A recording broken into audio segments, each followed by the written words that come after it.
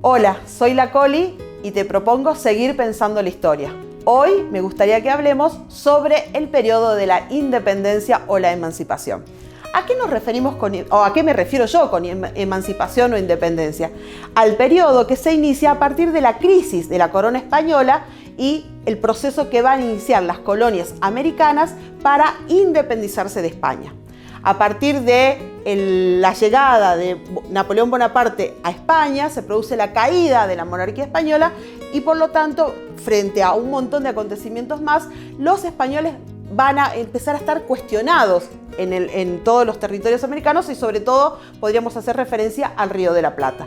Va a empezar a cuestionarse la autoridad de los españoles y la autoridad o la validez y la legitimidad de la autoridad de la corona española, que no ha podido defenderse del invasor extranjero, cómo puede seguir dominando o gobernando en América. Ahí se inicia el proceso emancipatorio y seguramente te acordás de aquella tarea de pegar en el cuaderno las figuritas de los miembros de la primera junta. Vaya si había tarea difícil, porque siempre había una Ascuénaga o un Alberti que era bastante difícil de conseguir. Por lo tanto, la mayoría de nosotros llegó a la escuela con el álbum incompleto, ¿no? No estaban todos. Hoy no. Seguramente muchos de los chicos que vean este video dicen, bueno, pero se imprime una fotito, un cuadrito de las primeras juntas y se pega. No, señores, yo soy de la época de la figurita. Y había una Ascuénaga, un Alberti que eran figuritas difíciles. Seguramente algunos de ustedes se acordarán de eso. Y ahí justamente del periodo, a partir de ahí, o un poquito antes, es el periodo del cual quiero hablarles hoy. Periodo de emancipación que se inicia, podríamos decir ya, con las invasiones inglesas de 1806 y, por ponerle fechas como me gusta a mí para que ustedes se ubiquen, terminaría ya por 1820, 1825. El periodo de la emancipación va a implicar, lo primero, romper, ¿no es cierto?, con el dominio español sobre estas tierras, destituyendo al virrey nombrado por el rey y conformando una junta de gobierno, la famosa primera junta de la que recién les contaba sobre las figuritas. Esta junta originalmente es una junta provisoria, provisional, para ver cómo se iban a ir definiendo los pasos de este proceso que se estaba iniciando a partir de la caída de la monarquía española. En esa primera junta, para que no sea historia argentina, tendríamos que hablar, no sé, de los rusos, no sé de qué tenemos que hablar, pero ya en esa primera junta, la grieta, la separación, dos partidos o dos facciones, los saavedristas y los morenistas. Ustedes se acordarán, o si no se acuerdan, se los recuerdo yo. El presidente de la Junta es Cornelio Saavedra. El secretario de la Junta es Mariano Moreno. Entre ellos dos va a empezar a haber una disputa ideológica para ver a dónde encaraba la revolución. No tenían la misma idea de revolución. A mí me gusta decir que Mariano Moreno quería una revolución a fondo y Saavedra quería una revolución a medias tintas. Modificamos esto, cambiamos esto y nos seguimos beneficiando. ¿No? ¿Para qué vamos a profundizar? Bueno, estas dos facciones van a ser importantes al tener en cuenta el proceso revolucionario. Mariano Moreno, en ese entonces y teniendo en cuenta sus ideales, va a escribir lo que se llama el Plano de Operaciones de Mariano Moreno o Plano de Operaciones para el gobierno de la primera junta. Lo van a encontrar como en varias formas de escritura o de nombrar, pero básicamente es un plan de gobierno. Y me atrevo acá, abro paréntesis muy grande, y me atrevo a decir que es de los pocos planes integrales, planes de gobierno integrales, los planes quinquenales de Perón, han sido otros, donde se hacía una planificación estructural e integral de todos los aspectos que un país, en este caso que estaba emergiendo, podía tener en cuenta. En otro video te voy a contar solo del plano de operaciones porque es fascinante leer las palabras de Mariano Moreno y cómo proyectaba todas estas ideas de esta revolución que iba a fondo.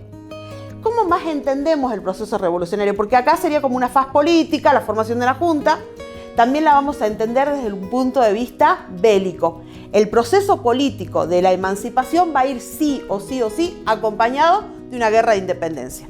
Y ahí me parece importante hacer esta distinción. La guerra de independencia no se va a pelear donde se pelean las cuestiones políticas. ¿Qué quiero decir con esto? Las cuestiones políticas se cocinan, se desarrollan, se discuten en Buenos Aires.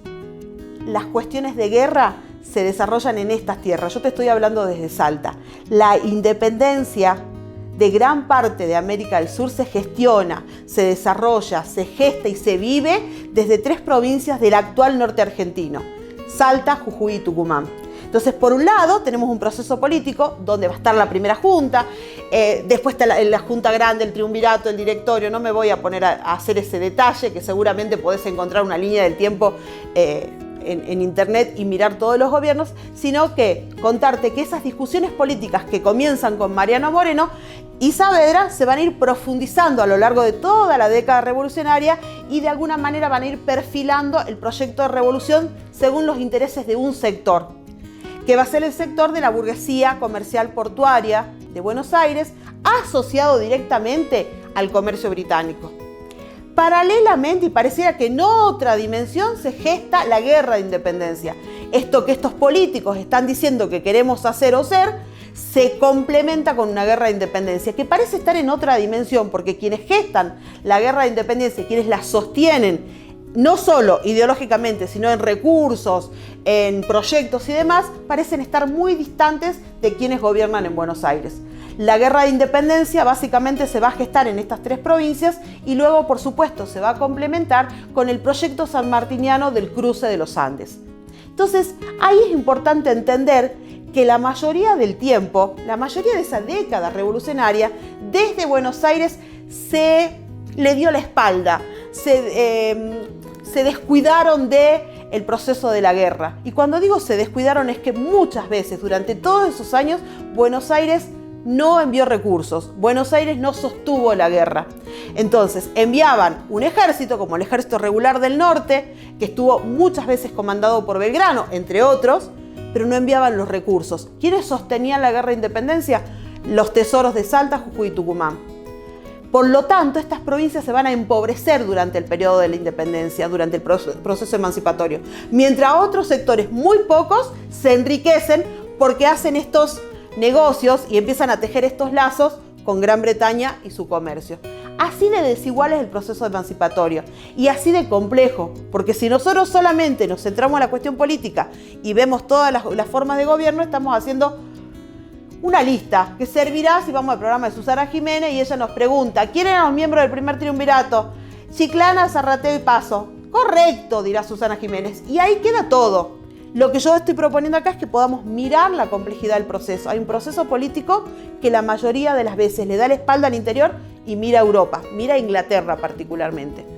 Y hay un proceso de guerra sostenido por estas provincias y me permito hablar de las figuras de Güemes, de Belgrano y de San Martín que sostienen la guerra de la independencia. Entonces, nosotros tenemos que pensar la independencia en todos esos aspectos. Y aunque suene antiguo lo que voy a decir, me gusta también pensar la independencia en 6 nombres propios: Mariano Moreno, Artigas, Belgrano, Bolívar, San Martín y Güemes. No importa el orden en que los diga, porque me parece que no tienen problemas de cartel, están todos a la misma altura. Solemos hacer una broma con mis estudiantes y decimos que es el Dream Team, el equipo de los sueños de la independencia americana. Y todos coinciden en el proyecto de que sea una independencia auténtica, que sea una independencia total de toda dominación extranjera. Lamentablemente, ese proyecto, tal como ellos lo gestaban, tal como ellos lo pensaban, comienza a quedar trunca cuando a un año de la revolución, menos de un año de la revolución, lo asesinan a Mariano Moreno. Primer crimen político en la historia argentina. Ahí, en ese asesinato, empiezan a... ¿Cómo lo asesinan? Lo envenenan. A ver, ¿se acuerdan que había una disputa entre Saavedra y Moreno? En esa disputa entre Saavedra y Moreno, Saavedra logra torcerle el brazo a Mariano Moreno, buscando como aliados a algunos diputados del interior que habían viajado a Buenos Aires para discutir la forma de gobierno. Mariano Moreno decía: esta junta que se ha formado el 24 de mayo, el 25 de mayo, no tenía por objeto ser el gobierno, era una junta provisoria hasta que se decida cómo gobernar. Para ello se había convocado a los diputados del interior que deberían conformar un congreso para decidir la forma de gobierno. Cuando los diputados del interior están en Buenos Aires, ya en diciembre de 1810, Saavedra se ve muy debilitado frente a la figura de Mariano Moreno y decide hacer una jugada política. Los incorpora a los diputados a esta junta provisoria. A lo cual Mariano Moreno insiste, si esto es provisorio, ¿por qué los incorporamos? Debería gestarse otro tipo de gobierno. Saavedra logra torcerle el brazo de esa manera a Mariano Moreno y Mariano Moreno es enviado en una misión diplomática donde sorpresivamente muere en la embarcación, ni siquiera llega a Gran Bretaña. Muere envenenado y paradójicamente es arrojado al mar, envuelto en una bandera británica, ¿no? Básicamente todo eso le hubiera generado a Mariano Moreno más dolores que los que le generaba el veneno que le daban. Entonces ahí nosotros entendemos cómo se va dando esa dinámica, esa separación. Les decía recién, Moreno muere a menos de un año de la Revolución, 4 de marzo de 1811. Ahí comienza, a un año, comienza a truncarse el concepto de revolución, el proyecto revolucionario de Patria Grande.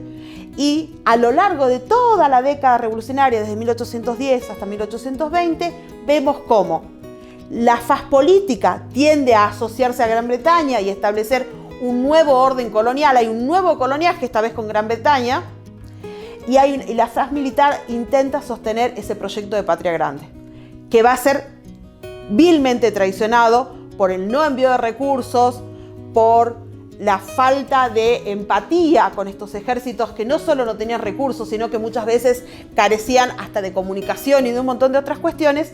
Y esta traición que se le hace a Mariano Moreno se va a repetir, sin embargo no lo van a envenenar, pero se va a repetir con San Martín, al cual no le van a dar los recursos para que pueda seguir sosteniendo la guerra de independencia.